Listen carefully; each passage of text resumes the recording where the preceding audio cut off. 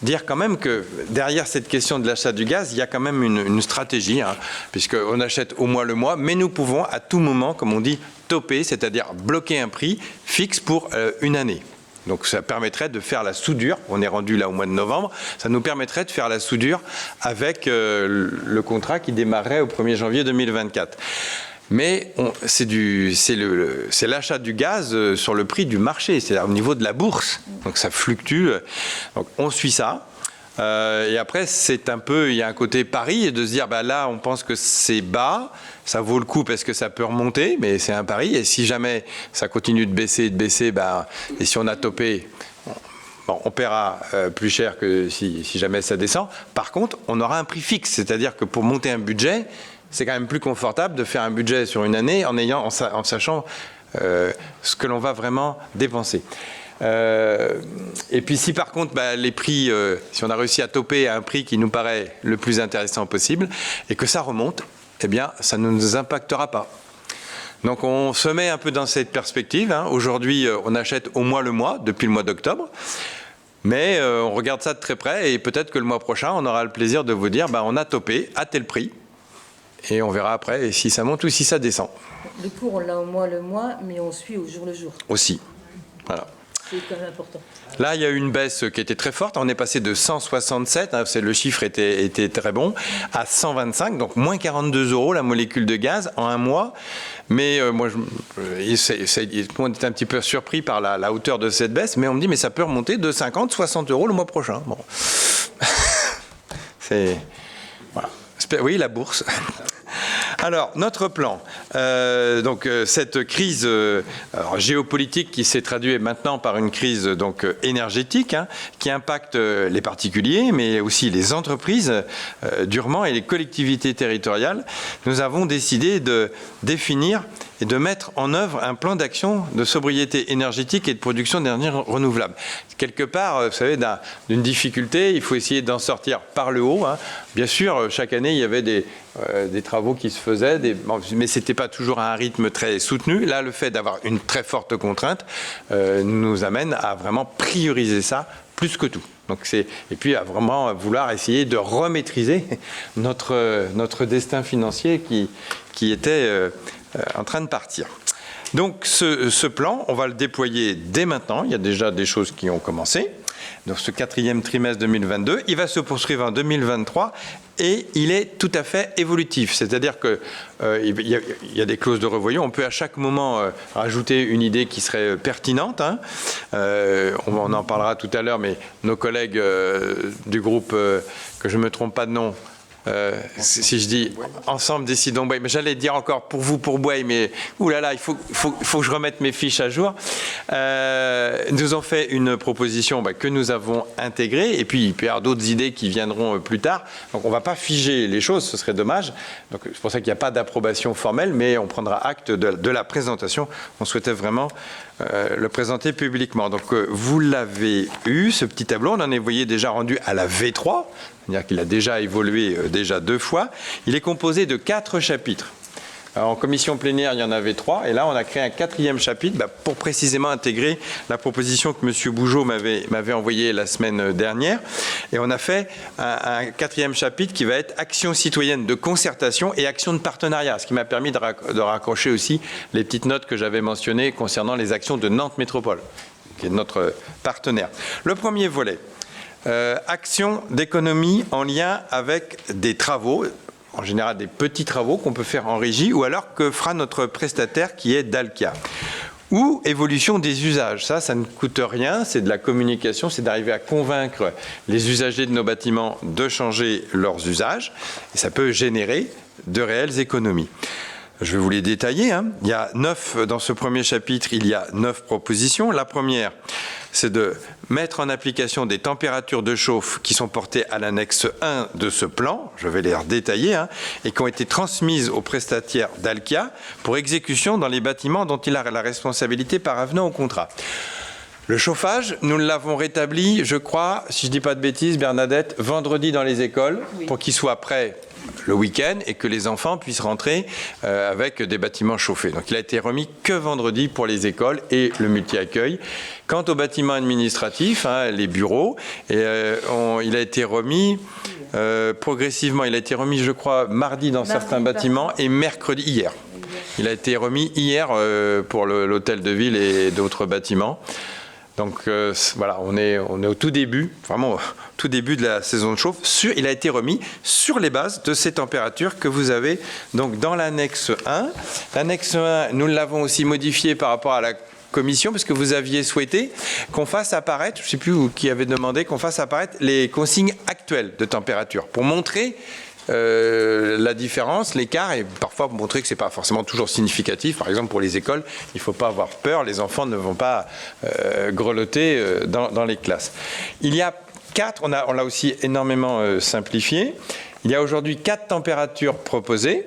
Donc pour toutes les salles, les salles de sport, on verra à part quelques exceptions, aujourd'hui c'est 14 degrés pour les salles de sport. Précédemment, c'était 16. Et ça, pourquoi ce 14? Pourquoi pas moins? Parce qu'on pourrait dire on peut mettre moins. Il y a une réglementation pour les scolaires. Et comme toutes nos salles accueillent des scolaires, c'est l'usage de 8h le matin jusqu'à 17h, on a mis le minimum exigé en présence scolaire. Ensuite, pour des salles de sport, mais où on est vraiment au sol, ou alors en tenue plus légère, la salle de gym, la salle des arts martiaux, les salles à l'étage de René Gauthier, ainsi que les vestiaires extérieurs de Bélès, c'est des vestiaires qu'on appelle marrons, le long de la piste de roller. Ces vestiaires n'ont pas de sas, ils donnent directement sur l'extérieur. Et comme souvent la porte est ouverte, parce qu'une fois que les joueurs se sont changés, ils ne pensent pas toujours à fermer la porte. Donc on chauffe la planète. Du coup, on s'est dit que là, on allait mettre plus bas. Alors, dans les vestiaires, il faut mettre un peu plus parce qu'on se déshabille, mais on ne va pas mettre comme dans les autres vestiaires qui ont des sas, qui ont des couloirs, qui font un petit volume tampon. Nous allons mettre uniquement 16. Et c'était déjà 16. Donc là, à ce niveau-là, on peut dire qu'il n'y avait pas de changement, sauf pour il y a le clubhouse aussi qui est concerné par ça. Le clubhouse étage, où là aussi, le week-end, il y a des manifestations, des matchs, et les spectateurs ne ferment pas toujours la porte, et ça reste aussi ouvert. Donc on mettra 16, et alors qu'avant c'était 19. Et là aussi, on s'apercevait qu'on chauffait un peu l'air extérieur. Pour l'essentiel de nos bâtiments en dehors du sport, donc les écoles, l'accueil de loisirs, la maison des jeunes, la médiathèque, tous nos bâtiments administratifs, les salles de réunion donc, que vous connaissez, Eugène-l'Évêque, Auriol, Foulon, et les vestiaires sportifs, puisqu'on s'y déshabille, ce sera 19 degrés. Et précédemment, c'était 20. Donc là, il y a une baisse d'1 degré. Et c'était même 21 à l'hôtel de ville, parce que dans ce vieux bâtiment, le vieux bâtiment, il est très mal isolé. Et donc, on se plaignait, quand on reste devant un ordinateur toute la journée, c'est un peu compliqué. On avait poussé jusqu'à 21. Là, on redescend à 19. Pour le multi-accueil et la PMI, ce sont les 2 locaux qui accueillent des bébés. Là aussi, il y a des réglementations, bien sûr, pour les bébés. Et là, nous la respections et nous continuerons de la respecter. C'est 21 degrés. Là, c'est une question de réglementation pour les bébés. Donc, il n'y a plus que 4 niveaux de température, là. 14, 16, 19 et 21, selon la typologie de bâtiment. Et ça, c'est donc déjà mis en œuvre pour les bâtiments dont la chauffe est repartie. Le deuxième point, ça va être de brider. C'était déjà le cas dans certains bâtiments, mais pas dans tous. Là, c'est l'idée d'être systématique, de brider à 19 degrés dans les salles équipées de radiateurs électriques. Parce qu'elles ne sont pas toujours bridées. Ça, on peut essayer de le faire avant la fin de l'année. Le point 3, harmonisation du déclenchement de l'éclairage par détection de présence. Dans certaines parties, je pense à Maris-Bastier, dans des parties neuves, quand on a fait l'extension, il y a des déclencheurs de présence dans les couloirs, même dans certaines salles. Mais c'est dans cette partie nouvelle que nous avons pu faire ça. Dans les parties anciennes, on est resté sur des systèmes de boutons, et je pense en particulier à des toilettes, où c'est vite fait d'être distrait, y compris des adultes. Et puis on sort des toilettes, et on est vendredi, ça reste allumé jusqu'au lundi matin, puisque voilà, il n'y a personne qui va passer derrière. Si c'est par un système de détection, voilà, on fera des économies. Donc c'est progressivement d'installer de détecteurs. Donc on l'envisage plutôt à partir du premier trimestre prochain. Alors, suppression des ventilateurs et chauffage d'appoint individuel. Bon, voilà, parce qu'on s'apercevait que quand il faisait trop froid, ben on avait tendance même à des agents qui amenaient leur propre radiateur individuel. Donc ça, c'est très énergivore. Et puis l'été, avec les canicules, ventilateur. Bon, là, on sera peut-être amené à être prudent parce que quand vraiment c'est insupportable, alors bien, il y a certains métiers, on peut proposer du télétravail, mais pas pour tous, donc peut-être que là, il faudra quand même tenir compte des conditions de travail et en discuter avec les représentants du personnel. Peut-être des techniques, il y avait un parent d'élève, j'étais en conseil d'école à Victor Hugo, qui disait que sur les vitres, de mettre des films, oui, c'est très efficace. Il a dit je crois que c'est... On l'a déjà. Ouais, on l'a fait sur certains bâtiments déjà et Voilà. peut-être... Il paraît que c'est efficace. On l'a fait quand même à Gauthier, on le voit bien. C'était pour la fraîcheur d'ailleurs. Pour Gauthier, c'était pour garder aussi la fraîcheur plutôt, et ben ça va dans les deux sens. Hein. Et c'est très efficace. Hein. On parle de 20%, je pense, de un rendement de 20%. Ensuite, c'est le remplacement des convecteurs électriques vieillissants, ce qu'on appelle nos grille-pains. Il en reste encore. Donc là, c'est d'accélérer pour pouvoir les remplacer par des modèles plus performants au cours du premier trimestre prochain. On a séquencé en fonction des réelles possibilités d'investissement. On a encore des possibilités d'investissement pour 2022. On va voir où l'argent va passer, mais ce n'est pas infini. Et après, il va falloir revoter des crédits en 2023 pour acheter justement ces radiateurs. Mais on va le faire dès le début de l'année pour que ce soit efficace dès cet hiver, bien sûr. Le point 7, c'est l'installation de modules permettant de piloter la programmation des chauffages électriques. Et oui, quand on est sur du chauffage au gaz, c'est Dalkia qui pilote les chaudières. Il n'y a bien sûr aucun usager qui rentre dans la chaufferie pour aller allumer quand il a envie la chaudière. C'est trop technique et c'est contrôlé. Par contre, on s'est aperçu, il n'y a pas très longtemps, au mois d'octobre, que dans des salles qui sont avec des usagers, avec des radiateurs où il y a encore des boutons on-off qui sont tout à fait accessibles. Certains s'étaient permis d'allumer le chauffage au mois d'octobre, alors que les consignes avaient été données de ne pas le faire. Et ce sont nos agents d'entretien qui nous ont fait remonter l'information en disant « mais nous avons coupé le chauffage, il était allumé ». Ben, je dis « vous avez bien fait, mais maintenant il faut que ce ne soit plus possible ». Peut-être que la personne qui était là avait trouvé qu'il faisait peut-être un peu frais et avait décidé d'allumer le chauffage. Mais en fait, il faut que ce soit piloté, c'est possible, en faisant des adaptations et en ayant une centralisation de la commande, en fait, là aussi, de ces radiateurs. Mais il faut investir un peu.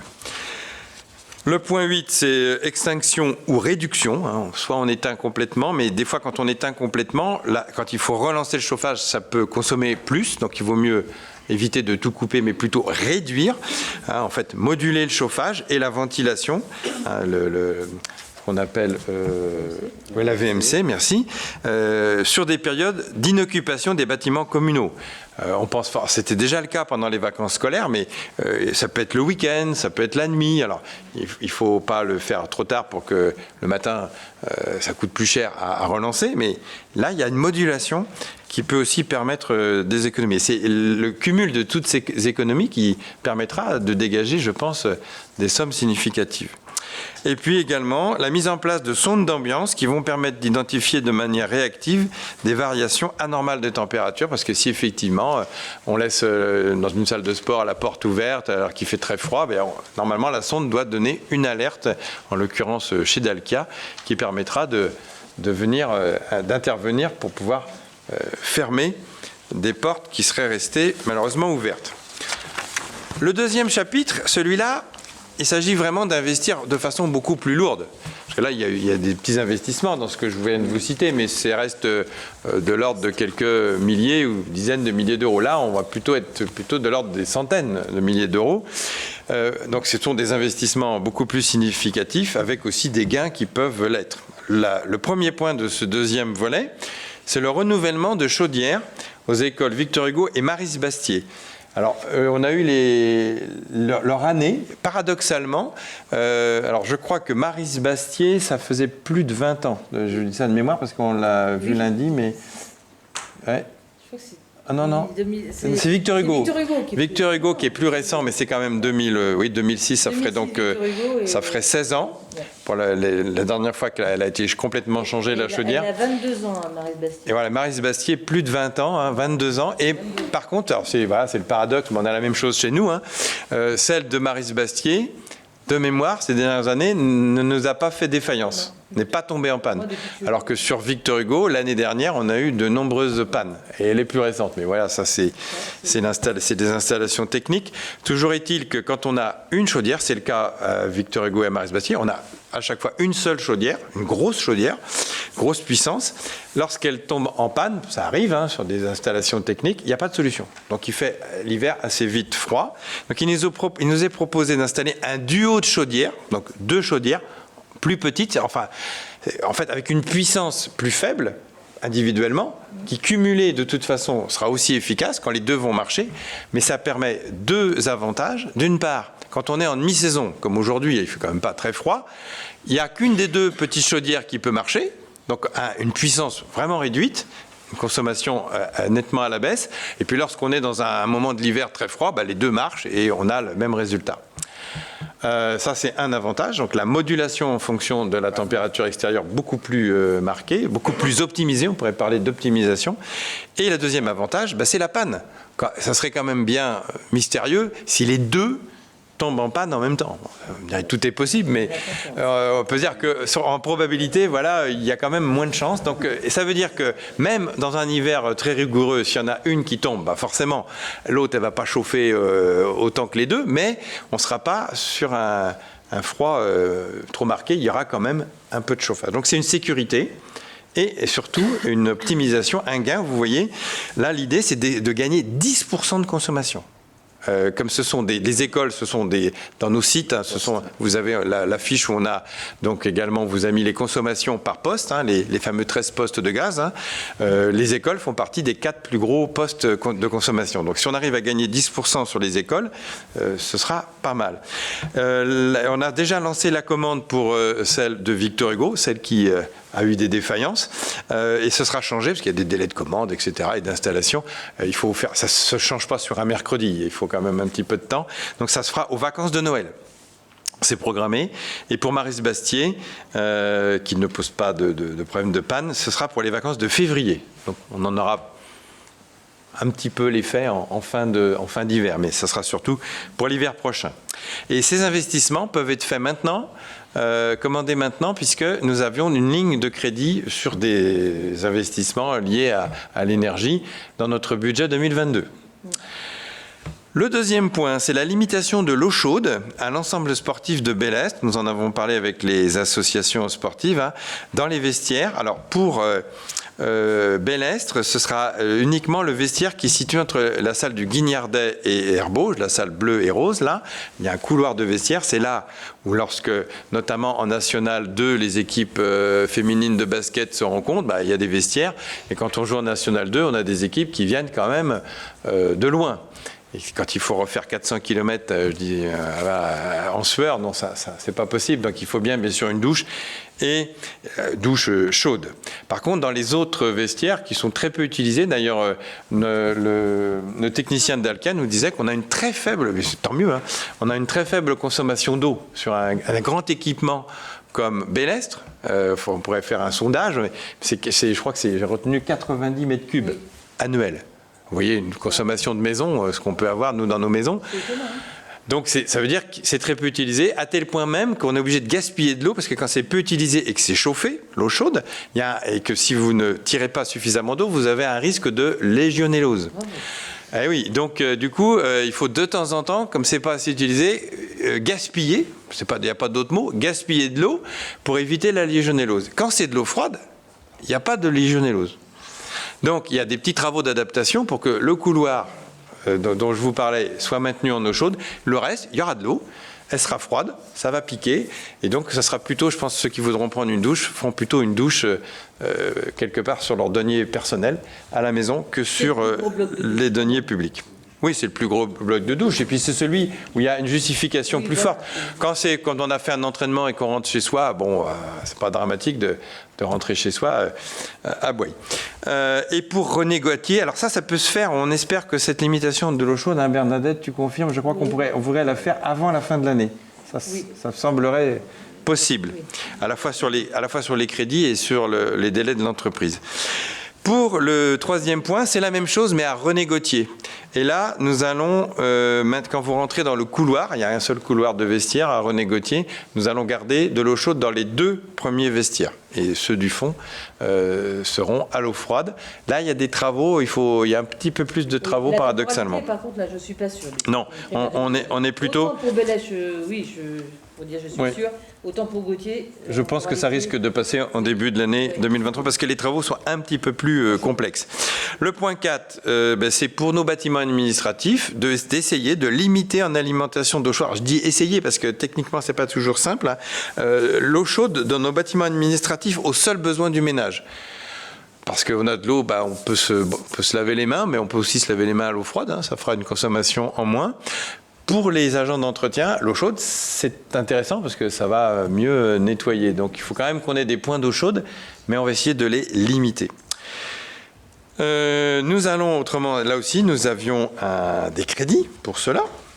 Lancer une consultation auprès de bureaux d'études qui vont viser la réalisation d'une étude énergétique. Alors, qui va également intégrer les enjeux de ressources en eau, hein, d'essayer de faire des économies sur l'eau également, et aussi un volet énergie renouvelable, c'est-à-dire production d'énergie renouvelable. Nous allons cibler 3 bâtiments, plus un 4e en option. Alors, c'est des bâtiments où il y a un peu de toiture, hein, si on veut faire de la production photovoltaïque. C'est l'ensemble René Gauthier. Il y a déjà du photovoltaïque, mais il y a un autre versant. Il est moins bien exposé au soleil, mais voir si c'est intéressant. L'école Victor Hugo, le centre administratif et social, ici, et puis l'école Marie-Sébastien en option. Donc, à part, nous avions prévu dans le budget 2022, hein, c'était bien une ligne prévue pour cette étude. Là, elle est le cahier des charges. Notre directeur des services techniques est en train de le préparer de façon à ce que nous puissions choisir. On avait mis fin novembre, vous voyez, ça sera peut-être début décembre, pour avoir un retour dès la mi-janvier 2023 afin d'inscrire des crédits en 2023 pour ces travaux-là. Le point 6, voilà, c'est la réalisation des travaux qui vont découler du point 5. Donc, voilà. Et ça, il faut essayer de les faire avant octobre 2023, avant qu'on relance le chauffage l'année prochaine. Il faut être dans un timing le plus rigoureux possible. Et le point 7, alors ça c'est un point qui nous préoccupe, qui n'est pas toujours simple à régler, mais c'est d'autonomiser des locaux que nous louons quant à leur approvisionnement énergétique. Alors je m'explique, hein, nous louons des locaux qui donc appartiennent à la mairie, soit pour du logement, je pense au-dessus de la Poste, soit pour des activités professionnelles, la Poste, mais aussi place du marché, dans la maison de la santé, il y a des locaux qui appartiennent à la mairie qui sont loués à des professionnels de santé. Eh bien parfois, c'est le cas par exemple pour la Poste qui doit être chauffée au gaz, à l'étage également, et ce n'est pas découplé. Donc quand le gaz, on va le payer beaucoup plus cher. La personne qui est locataire, on va devoir lui faire une cote mal taillée parce qu'il n'y a pas de raison parce que c'est pas découplé, elle ne bénéficie pas, comme tous les foyers de Boueil, vous savez, nous avons un bouclier tarifaire de 15%, qui va augmenter de 15% au 1er janvier, mais là aujourd'hui, notre locataire, si on lui applique l'augmentation que nous avons, c'est pas 15%, hein, c'est 400%. Donc, on serait beaucoup plus à l'aise si on arrive à découpler, soit parce qu'on aura 2 compteurs différents, ou soit parce qu'on aura mis, aujourd'hui c'est plutôt la tendance, d'aller plutôt à mettre de l'électrique à la place du gaz qui a trop augmenté. Mais ça nécessite des travaux. On a mis dès que possible parce que ça nous aiderait à revoir tous les baux. Alors, on n'en a pas non plus 3000, hein, mais on en a quelques-uns.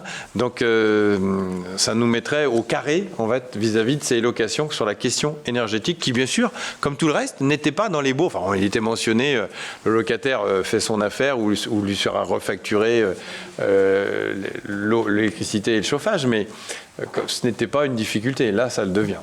Donc il faut qu'on soit beaucoup plus Et que le locataire qui veut chauffer très fort, libre à lui, mais libre à lui de payer. Voilà.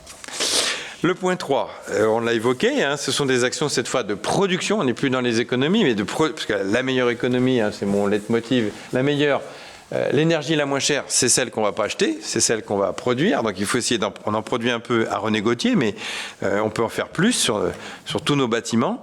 Donc pour les 4 bâtiments, on a vu que dans le point 5, le point 2.5, là, nous pourrons envisager, alors, à quel coût faudra-t-il trouver des investisseurs tiers. Bon, aujourd'hui, il y a tout un montage à faire, mais si on trouve des investisseurs tiers, ça nous aide, mais il va se payer, donc on aura moins de... Voilà, tout ça a été étudié plus finement. Et enfin, 3, lancer une étude sur le potentiel de production d'énergie solaire sur les autres bâtiments communaux qui existent ou ceux qui seraient éventuellement à créer. On pensait effectivement à la future nouvelle école. Le point 4, et là j'ai regroupé des choses qui avaient été mentionnées dans la commission plénière avec la proposition de M. Bougeot qu'on va retrouver. Alors, parce que ce n'est pas des actions vraiment qui font des économies immédiatement, mais c'est des actions citoyennes ou de partenariat qui vont quand même pouvoir en générer. La première, c'est une campagne d'éco-gestes qu'il faut que nous soutenions au sein de tous les équipements municipaux. En fait, c'est de l'affichage qui est en préparation là pour qu'on puisse... la période des vacances là, nous a un peu coupé dans nos élans, mais on va repartir avec le chargé de communication pour qu'on puisse mettre partout un affichage avec les bons gestes qui vont réaliser des économies. La proposition donc, de M. Bougeot, c'est d'ouvrir un registre numérique, parce que papier ou numérique, aujourd'hui plutôt numérique, ça sera plus simple aussi après à partager. Ouverture d'un registre numérique sur lequel chaque Bosséen et Bosséenne pourra faire des propositions concrètes de réduction d'énergie et d'optimisation des coûts en la matière. J'ai repris votre formulation, mais je vous laisse en dire plus si vous souhaitez.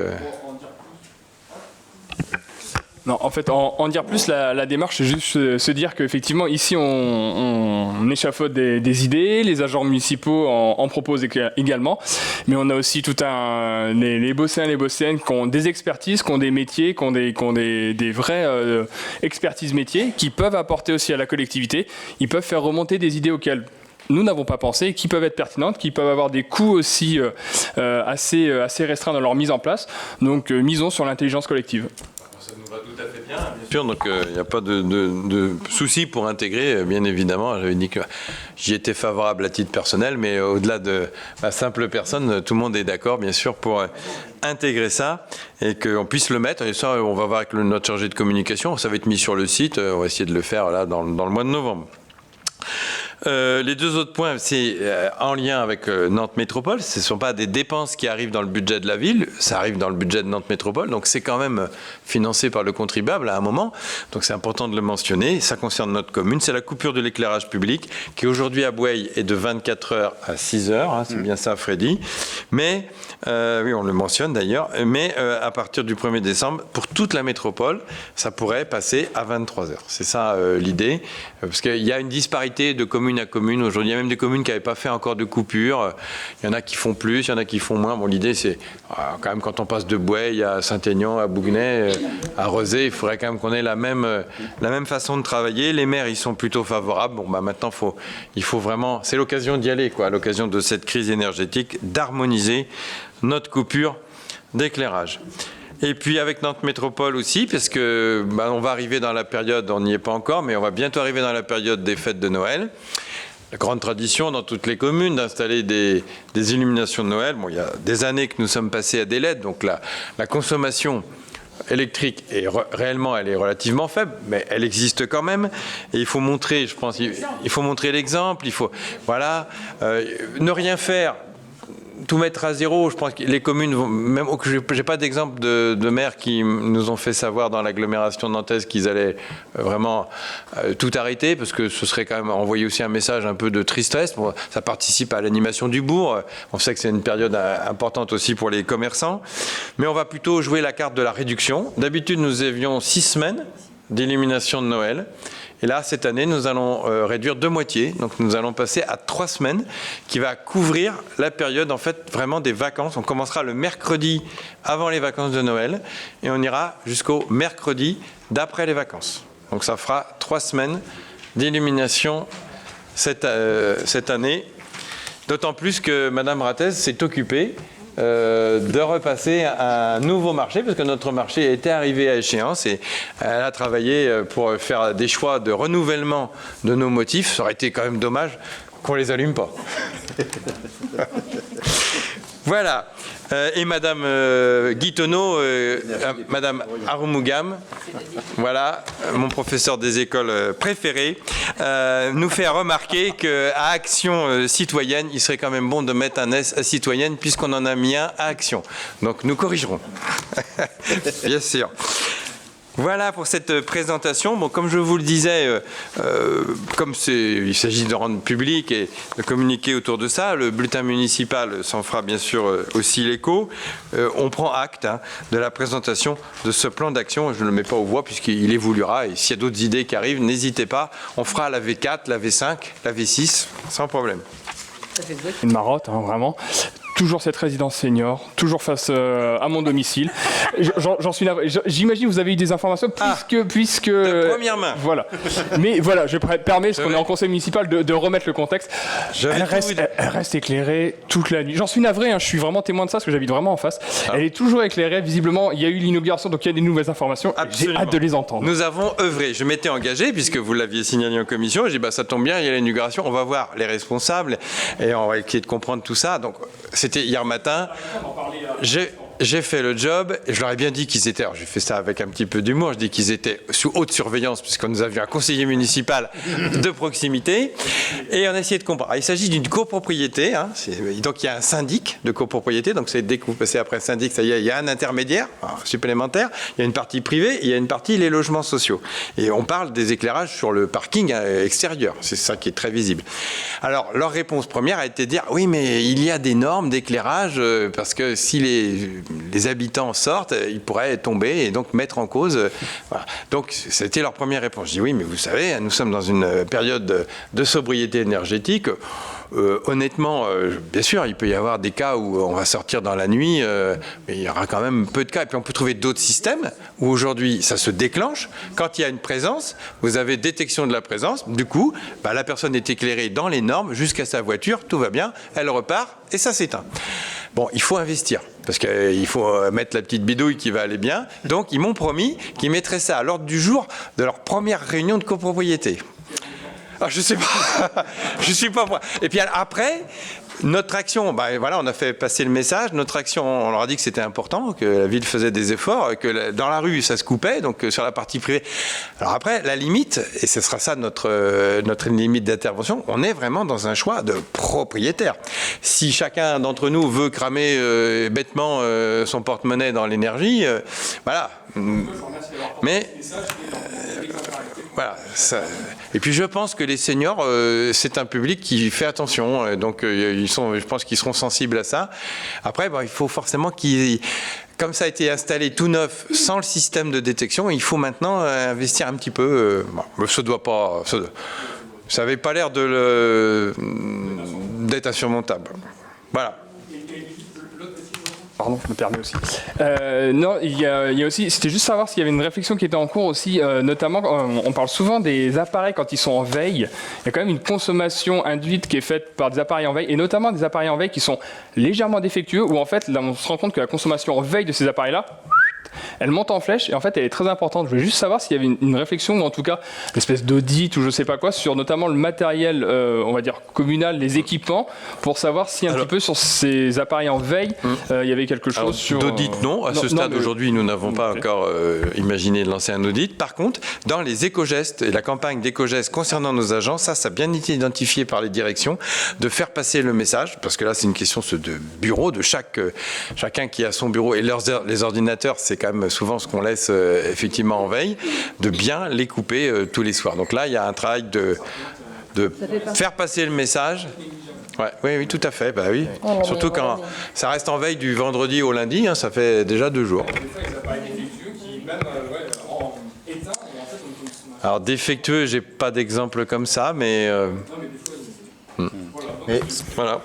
alors, on le faisait pour le grand public avec des opérations, ce qu'on appelait Tupperwatt, donc des réunions qui étaient organisées avec une association en charge des économies d'énergie, je crois que c'était Alizé qui menait ces opérations-là, avec effectivement cette idée de montrer que même vous savez, les transformateurs pour vos téléphones portables, si vous le laissez brancher, ça consomme.